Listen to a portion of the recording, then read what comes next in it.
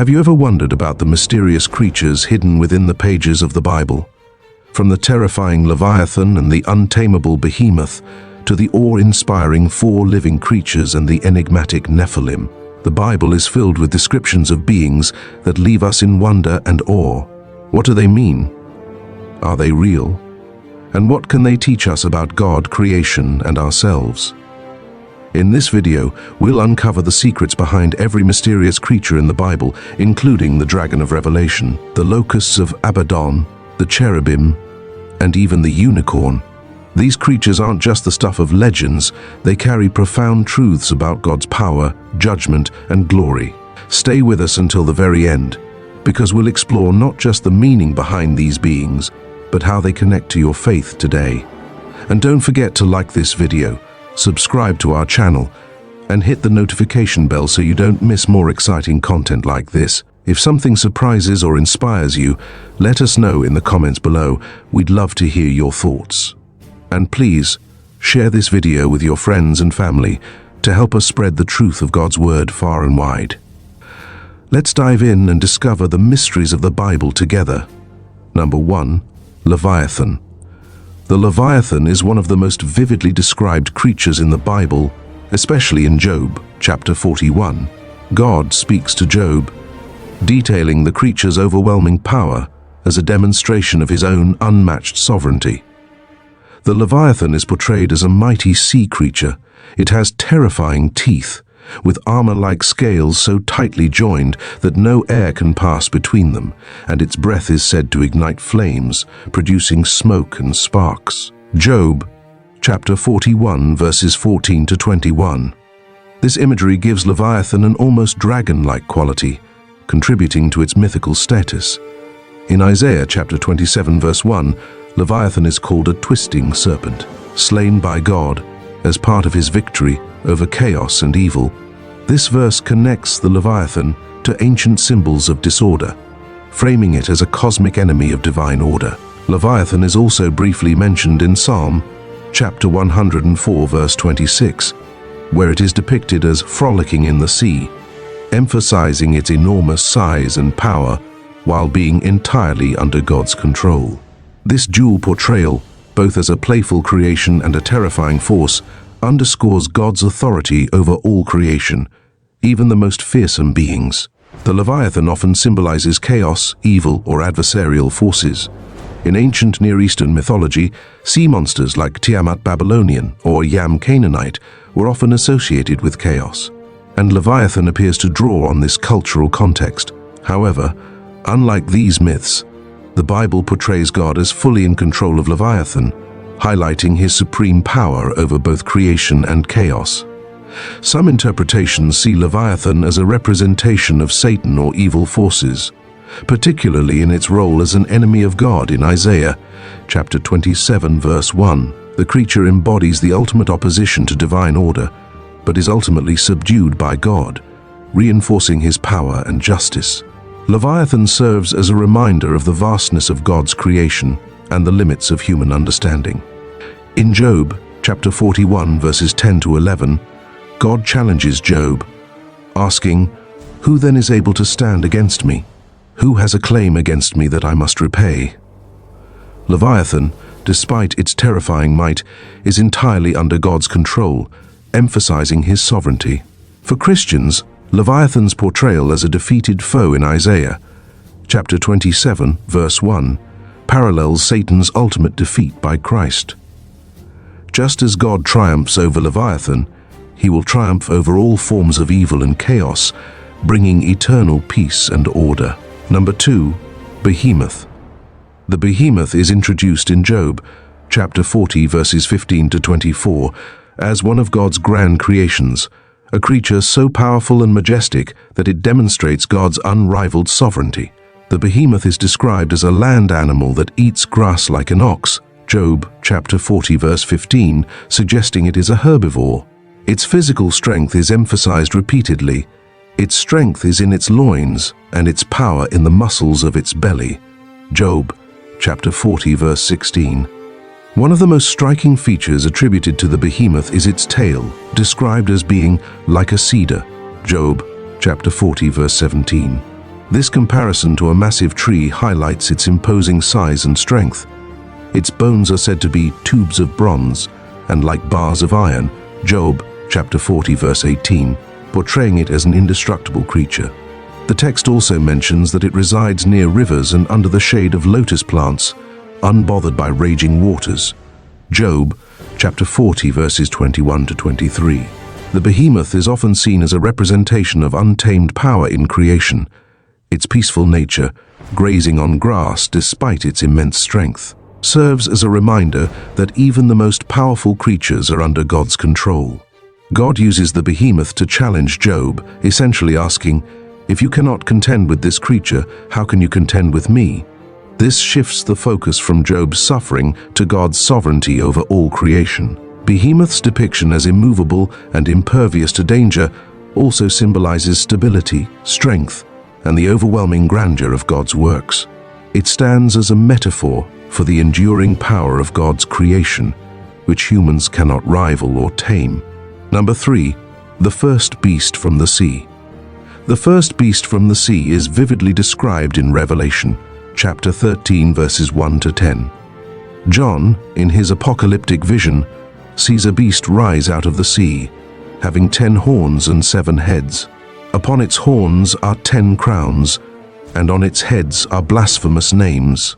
Revelation, chapter 13, verse 1. The beast combines characteristics of a leopard, bear, and lion. Revelation, chapter 13, verse 2, echoing the imagery of the beasts in Daniel 7 that represented 4 successive empires. The dragon identified as Satan in Revelation, chapter 12, gives the beast its power, throne, and authority. One of the beast's heads appears to have suffered a fatal wound, but is miraculously healed, causing the world to marvel and follow the beast. This healing symbolizes the beast's resilience and deceptive allure. Revelation, chapter 13, verse 3. From a spiritual standpoint, the behemoth is a testament to God's creative power and wisdom. It highlights humanity's smallness in the face of God's grandeur.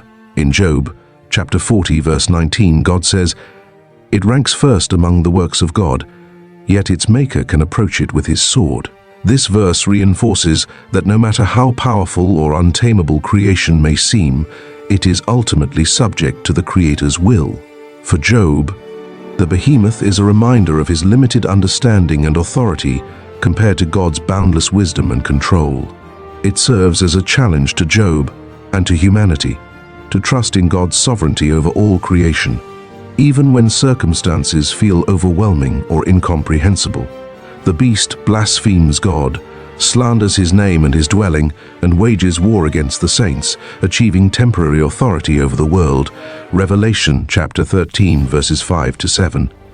The beast is widely interpreted as a symbol of political powers or oppressive governments that oppose God and his people.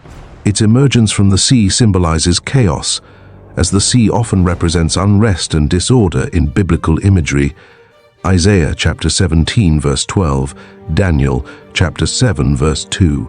The blending of animal traits points to the amalgamation of strength, cunning, and savagery, depicting a regime that is not only powerful but also cruel and deceitful. The blasphemous names signify arrogance and defiance against God, as these regimes or leaders often claim divine status or seek worship, undermining God's sovereignty. The apparent resurrection of one of the beast's heads represents the persistence of such powers, even after seeming defeat, reinforcing their deceptive influence on humanity. Number 4, the second beast from the earth. The second beast from the earth is introduced in Revelation, chapter 13, verse 11 to 18, as a creature distinct from the first beast. While the first beast rises from the sea, symbolizing chaos, this one emerges from the earth, signifying a more grounded or deceptive form of authority. It has 2 horns like a lamb but speaks like a dragon. Revelation, chapter 13, verse 11. The lamb-like horns give it the appearance of innocence or righteousness, but its dragon-like voice reveals its true allegiance to Satan. This beast acts as an enforcer and propagandist for the first beast, wielding its authority to compel people to worship the first beast and receive its mark. Revelation, chapter 13, verses 12 to 17. It performs signs and wonders, such as making fire fall from heaven deceiving people into creating an image of the first beast. It animates this image, causing it to speak and issuing a death sentence for those who refuse to worship it. Revelation, chapter 13, verses 13 to 15. The second beast also enforces the infamous mark of the beast, ensuring that no one can buy or sell without it. This mark, described as the number 666, is a symbol of allegiance to the first beast and opposition to God. Revelation chapter 13, verses 16 to 18. The second beast is widely interpreted as a false prophet or system of deception, functioning to lead humanity away from God and into allegiance with worldly and ungodly powers. The lamb-like appearance symbolizes its attempt to mimic Christ or appear benevolent, while its dragon-like speech exposes its satanic origin. It serves as a warning about the dangers of false teachings and the seductive nature of deceptive authority. Its ability to mimic Christ and perform miracles highlights the need for discernment among believers. Jesus himself warned about false prophets in Matthew chapter 24, verse 24, who would perform great signs and wonders to deceive even the elect. The mark of the beast further challenges believers to remain steadfast in their allegiance to God, even under pressure or persecution. It symbolizes the spiritual battle between conformity to the world and faithfulness to Christ. Number 5. The Locusts of Abaddon. The Locusts of Abaddon are one of the most terrifying and enigmatic creatures described in the Bible, found in Revelation, chapter 9, verses 1 to 11. They are unleashed during the sounding of the fifth trumpet, when a star falls from heaven to earth and is given the key to the abyss, a bottomless pit. As the abyss is opened, smoke rises, darkening the sky and the sun, and from this smoke come locusts unlike anything seen before. These locusts are not ordinary insects. Their appearance is a grotesque amalgamation of human and animal traits. Human faces, symbolizing intelligence or the ability to recognize and torment their victims personally. Crowns of gold, indicating authority or victory, possibly reflecting their power to inflict judgment. Long hair like women's hair. This may signify allure or seduction, showing their ability to deceive. Teeth like lions, representing ferocity and the ability to cause great harm. Wings like chariots. Their movement is swift and overwhelming, accompanied by a deafening noise, evoking the sound of battle. Stingers like scorpions, their primary weapon. These stingers inflict intense pain, tormenting humans for 5 months without allowing death. Revelation chapter 9, verses 5 to 6. The locusts do not harm the natural vegetation, as ordinary locusts would. Instead, they target people who do not have the seal of God on their foreheads. Revelation chapter 9, verse 4. They are under the command of Abaddon, Hebrew for destruction, or Apollyon, Greek for destroyer, the angel of the abyss. The locusts symbolize divine judgment unleashed on a rebellious and unrepentant world. During the Great Tribulation, they are a direct response to humanity's sin, showing that rejection of God leads to suffering and torment. Their unique features suggest that they are not literal locusts, but rather demonic entities, or a vision of apocalyptic forces designed to terrify and warn. The locust imagery would have been particularly vivid for John's audience, as locust swarms were a real and devastating threat in the ancient world. In Exodus chapter 10, verses 1 to 20, one of the plagues in Egypt involved a swarm of locusts that destroyed the land, symbolizing God's power over creation. However, the locusts in Revelation are far more terrifying, with supernatural and demonic attributes. The locusts of Abaddon serve as a stark warning about the consequences of turning away from God. They represent a foretaste of eternal judgment, emphasizing the seriousness of sin and the urgency of repentance. Their torment of those who lack God's seal underscores the protective power of faith and the devastating consequences of spiritual rebellion. For Christians, this passage is a reminder to remain faithful and steadfast, knowing that God's judgment is both righteous and inevitable. The torment inflicted by the locusts contrasts sharply with the peace and safety promised to those who follow Christ, highlighting the eternal divide between those who belong to God and those who reject Him. Number 6. The beasts of Daniel. In Daniel chapter 7, the prophet Daniel has a vivid vision of 4 beasts rising from the sea, each distinct and terrifying.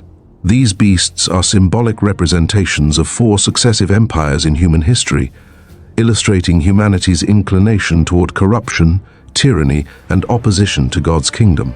Daniel's vision culminates with the establishment of God's eternal kingdom, highlighting his sovereignty over all earthly powers. The first beast, the lion with eagle's wings, Babylon. Daniel chapter 7 verse 4 describes a lion with eagle's wings that are eventually torn off, and it is made to stand like a man and given the mind of a man. The lion represents Babylon, known for its power and majesty, with the eagle's wings symbolizing swiftness and reach. The plucking of its wings and standing like a man may refer to the humbling of King Nebuchadnezzar, who was forced to acknowledge God's sovereignty. Daniel chapter 4 verses 28 to 37. The second beast, the bear Medo-Persia, Daniel chapter 7 verse 5, portrays a bear raised up on one side with 3 ribs in its mouth, commanded to devour much flesh. The bear symbolizes the Medo-Persian Empire. The uneven posture reflects the dominance of Persia over Media in this alliance, while the 3 ribs may represent the major conquests of this empire, such as Lydia, Babylon, and Egypt. The bear's devouring nature reflects the empire's vast and aggressive expansion. The third beast, the leopard with 4 wings and 4 heads, Greece, Daniel chapter 7 verse 6, depicts a leopard with 4 wings and 4 heads, given authority to rule. The leopard represents the Greek Empire, led by Alexander the Great. The wings symbolize the unparalleled speed of Alexander's conquests, which spanned much of the known world in a remarkably short time. The 4 heads signify the division of the empire into 4 regions after Alexander's death, ruled by his generals, the Diadochi. The fourth beast, the terrifying beast with iron teeth, Rome, Daniel chapter 7 verse 7, describes a beast that is terrifying and dreadful and exceedingly strong, with iron teeth that crush and devour everything. This beast has 10 horns and later a little horn that uproots 3 of the 10. This beast represents the Roman Empire, unmatched in its strength and dominance. The iron teeth echo the iron legs of the statue in Nebuchadnezzar's earlier vision, Daniel chapter 2 verses 33-40, symbolizing the empire's might and destructiveness.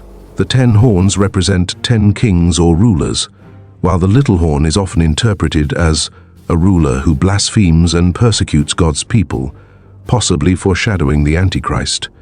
The 4 beasts together illustrate humanity's repeated tendency toward tyranny, oppression, and self-exaltation, contrasting with God's ultimate sovereignty and justice. Each beast reflects a kingdom's unique characteristics, but also shares a commonality: their opposition to God's rule and exploitation of power. The beasts of Daniel provide a profound prophetic overview of history, emphasizing God's sovereignty, justice, and ultimate victory over human corruption. They remind us that while earthly kingdoms rise and fall, God's kingdom remains unshakable. Number 7, the dragon. The dragon, described in Revelation chapter 12, is one of the Bible's most vivid representations of Satan. This creature is portrayed as a massive red dragon with 7 heads, 10 horns, and 7 crowns on its heads. Revelation chapter 12 verse 3. Its fiery red color symbolizes destruction, aggression, and bloodshed, while its many heads and horns represent its immense power and influence. The dragon's actions are equally terrifying. It stands before a pregnant woman, ready to devour her child as soon as it is born.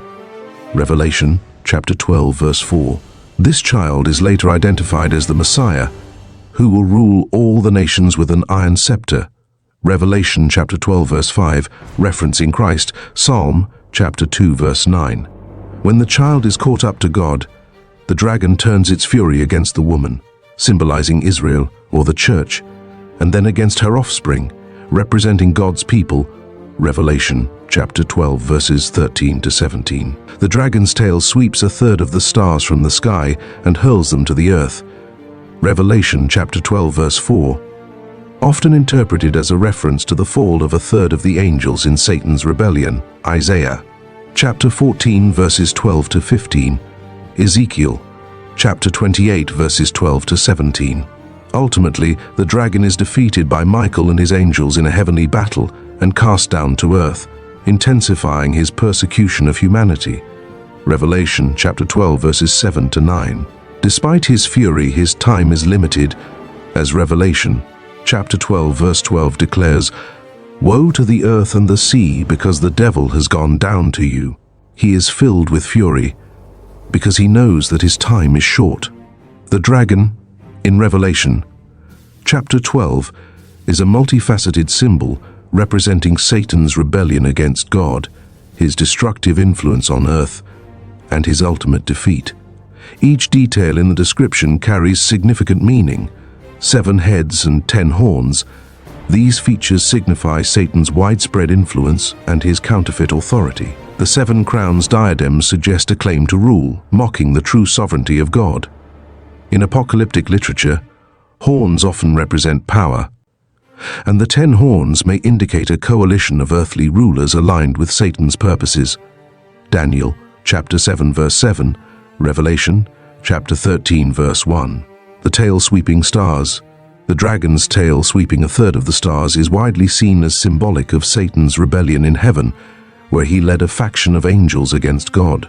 These fallen angels became demons, aligning with Satan in his opposition to God's plan. Devouring the child, the dragon's attempt to destroy the Messiah reflects Satan's persistent efforts to thwart God's redemptive plan. From Herod's massacre of infants, Matthew, chapter 2, verses 16 to 18, to the temptation of Jesus, Matthew, chapter 4, verses 1 to 11, and the crucifixion, Satan sought to derail Christ's mission. However, Christ's resurrection and ascension ensured his ultimate victory over sin and death. Number 8. The Nephilim. The Nephilim are first mentioned in Genesis, chapter 6, verses 1 to 4, a passage that describes a mysterious and enigmatic event in the pre-flood world. The text states, "The sons of God saw that the daughters of men were beautiful, and they married any of them they chose." Genesis, chapter 6, verse 2. Their offspring were the Nephilim, described as mighty men of old, men of renown. Genesis, chapter 6, verse 4. The term Nephilim is often translated as giants in some versions of the Bible, e.g. King James Version, though the Hebrew word itself means fallen ones. This passage has sparked considerable debate and intrigue throughout history due to its cryptic details and implications. There are 3 primary interpretations of the Nephilim, each offering a distinct perspective on their identity and role in biblical history. First, offspring of fallen angels and humans. This view suggests that the sons of God were fallen angels who took human wives, resulting in the Nephilim. Proponents of this interpretation often cite Jude, chapter 1, verses 6 to 7, and 2 Peter, chapter 2, verse 4, which reference angels who sinned and were cast into darkness. This idea is further supported by ancient Jewish texts like the Book of Enoch, which elaborates on the union of angels and humans, describing the Nephilim as gigantic beings with extraordinary strength and wickedness. It explains the term fallen ones and aligns with the supernatural elements of Genesis chapter 6. The extraordinary size and strength of the Nephilim are consistent with this interpretation. Second, offspring of the line of Seth and the line of Cain. Another view interprets the sons of God as the godly descendants of Seth, Adam and Eve's son, and the daughters of men as the ungodly descendants of Cain. Their intermarriage is seen as a departure from God's will, leading to widespread corruption and the rise of the Nephilim as powerful but morally depraved individuals. It avoids supernatural explanations and keeps the focus on human behavior as the source of corruption, consistent with the broader biblical theme of sinfulness. Third, symbolic representation of human corruption. A more metaphorical interpretation sees the Nephilim as symbolic of human pride and corruption. They are considered mighty men of renown because they achieved fame and power through violence and oppression, epitomizing the moral decay of the pre-flood world that prompted God's judgment. It fits within the narrative context of Genesis, which emphasizes humanity's increasing wickedness leading to the flood. For believers, the story of the Nephilim points to God's ultimate control over even the most chaotic and mysterious events. It challenges us to trust in His sovereignty and to remain faithful, even in a world prone to moral decay. Number 9. The Cherubim. The cherubim are one of the most awe-inspiring and mysterious angelic beings in the Bible. They appear in several key passages and are consistently associated with the presence, glory, and holiness of God. In Ezekiel's vision, the cherubim are described as having a striking and complex appearance. Each cherub has 4 faces: a human face, a lion, an ox, and an eagle. Ezekiel chapter 1 verse 10. These faces symbolize different aspects of God's creation. They are also described with 4 wings, 2 of which are used for covering their bodies and 2 for flying. Their bodies gleam like burnished bronze, and their movement is described as swift and purposeful, guided by the Spirit of God. Ezekiel chapter 1 verses 6 to 14. In Ezekiel chapter 10, the cherubim are explicitly linked to the throne of God, carrying His glory and serving as guardians of His holiness.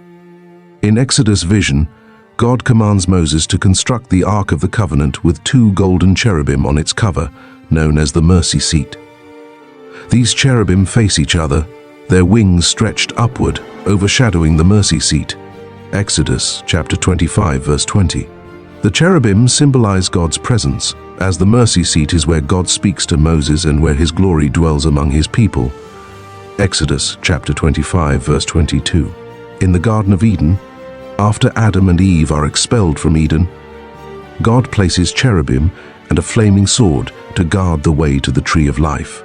This act emphasizes their role as protectors of God's sacred spaces and guardians of His holiness. The cherubim carry profound symbolic meaning, reflecting God's majesty, holiness, and authority. First, guardians of holiness. The cherubim are often depicted as protectors of sacred places, such as the Garden of Eden and the Ark of the Covenant. Their presence signifies the unapproachable holiness of God, which sinful humanity cannot enter without atonement. Second, God's glory and presence. Their close association with the throne of God in Ezekiel's vision and the Ark of the Covenant underscores their role as bearers of God's glory. They symbolize His sovereignty and His readiness to act in judgment or mercy. Third, comprehensive creation. The faces of the cherubim, human, lion, ox, and eagle, represent the pinnacle of God's creation. They encompass humanity, wild animals, domesticated beasts, and birds, demonstrating that all creation exists under God's dominion and reflects His glory. Number 10. The 4 living creatures. The 4 living creatures are described in Revelation, chapter 4, verses 6 to 8, as beings that surround God's throne in heaven, participating in ceaseless worship and praise. John writes, "In the center around the throne were 4 living creatures, and they were covered with eyes in front and in back." Revelation chapter 4 verse 6. Each creature has a unique appearance. The first creature resembles a lion, symbolizing strength and majesty. The second creature resembles an ox, symbolizing service and endurance. The third creature has a face like a man, symbolizing intelligence and reason. The fourth creature resembles a flying eagle, symbolizing swiftness and transcendence. These creatures each have 6 wings and are covered with eyes, signifying their ability to see and comprehend the fullness of God's glory. Day and night they declare, "Holy, holy, holy is the Lord God Almighty, who was and is to come." Revelation chapter 4 verse 8. The creatures are not passive observers. They lead heavenly worship, inspiring the 24 elders to fall down and cast their crowns before the throne, exalting God for His worthiness and creative power. Revelation chapter 4 verses 9 to 11. The 4 living creatures are rich in symbolic meaning, representing different aspects of creation and their roles in worshipping the Creator. First, the lion, the king of wild animals. The lion represents power, courage, and authority. It symbolizes God's sovereignty and the majesty of His creation. Second, the ox, a domesticated and hard-working animal, The ox symbolizes service, sacrifice, and endurance. It reflects God's provision and the dedication of His creation. Third, the man, the pinnacle of creation. Humanity symbolizes intelligence, reason, and relational capacity, uniquely reflecting the image of God. Fourth, the eagle, the swift and soaring bird of the skies. The eagle symbolizes transcendence, spiritual elevation, and God's supreme vision over all creation. Their ceaseless worship highlights that all of creation exists to glorify God, and their varied appearances show the breadth and diversity of His works. The four living creatures echo the cherubim described in Ezekiel, chapter 1, verses 5 to 10, and Ezekiel 10, which also have four faces: lion, ox, man, and eagle. They also bear similarities to the seraphim in Isaiah, chapter 6, verses 2 to 3, who have 6 wings and continually cry, "Holy, holy, holy is the Lord Almighty." These parallels suggest that the living creatures represent a higher order of angelic beings, tasked with glorifying God and serving as intermediaries between the divine and the created world. Number 11, the locusts with human faces. The locusts with human faces are part of the vivid and terrifying imagery in Revelation, chapter 9, verses 1 to 11, during the sounding of the 5th trumpet. These locusts emerge from the abyss, a bottomless pit opened by a star that falls from heaven. They are not ordinary locusts that harm vegetation, but supernatural beings with a specific task of tormenting humanity. Their appearance is both grotesque and symbolic. Human faces. Their human-like faces suggest intelligence or a reflection of humanity itself. Crowns of gold, indicating authority or perceived power, perhaps signifying their dominance during this period of judgment. Hair like women's hair. This may symbolize seduction, beauty, or deception, making them alluring yet deadly. Teeth like lions, reflecting their predatory and destructive nature. Wings like chariots, signifying their speed and relentlessness in carrying out their mission. Scorpion-like tails, their primary weapon. These tails inflict excruciating pain, tormenting those who lack the seal of God for 5 months. Revelation, chapter 9, verses 4 to 5. The locusts with human faces are rich in symbolic meaning, representing divine judgment, human corruption, and spiritual torment. First, reflection of humanity's sins. Their human features may symbolize how humanity's own sins and rebellion against God bring about divine judgment. They serve as a mirror, showing that the torment they inflict is a consequence of humanity's rejection of God. The human-like faces could also represent the intentionality and intelligence behind their actions, contrasting with the blind destruction of natural locusts. Second, divine judgment and spiritual torment. These locusts do not harm plants or animals, but specifically target people who lack God's seal, highlighting that their purpose is spiritual torment rather than ecological destruction. This judgment is not about physical annihilation, but about a prolonged period of pain that reflects the consequences of separation from God. Third, deception and seduction.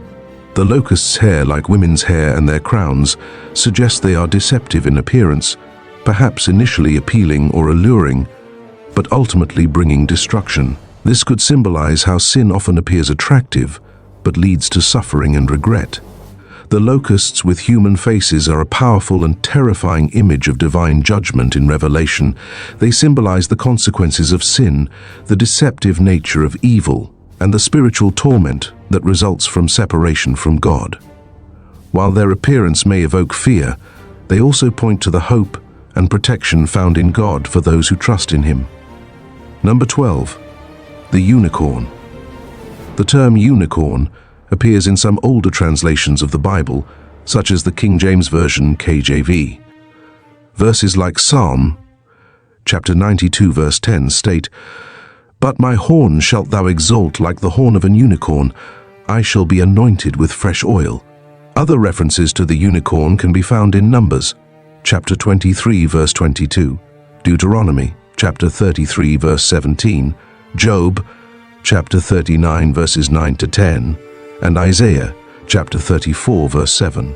In these passages, the unicorn is portrayed as a powerful and untamable creature, with a prominent horn, often used as a symbol of strength, majesty, or wildness. Modern translations, however, avoid the term unicorn and instead use phrases like wild ox or aurochs, based on advances in linguistic and archaeological research. The Hebrew word re'em is now widely believed to refer to the aurochs, an extinct species of wild cattle known for its impressive size and strength. The biblical unicorn or wild ox serves as a symbol of strength and power. The animal is often associated with unparalleled might, representing God's creative power and the strength he bestows on his people. Untamable nature. In Job, chapter 39, verses 9 to 10, the re'em is described as a creature that cannot be domesticated, emphasizing the uncontrollable aspects of God's creation and his own sovereignty. For example, Numbers, chapter 23, verse 22 states, God brought them out of Egypt, he hath as it were the strength of an unicorn, highlighting the overwhelming power of God in delivering Israel. The biblical unicorn, likely referring to the powerful and untamable wild ox, serves as a symbol of strength and majesty in God's creation. Although mistranslations and cultural adaptations gave rise to the mythical unicorn in Christian art and literature, the true message of these passages remains: God is sovereign, and his power surpasses all understanding. This reminder encourages believers to trust in God's strength as they navigate the challenges of life. In conclusion, the Bible's descriptions of these creatures are rich with meaning, blending the physical, spiritual, and symbolic. Whether literal or metaphorical, they point us to deeper truths about God's power, judgment, and salvation.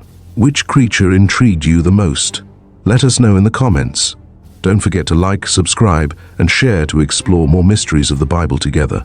See you next time, and God bless.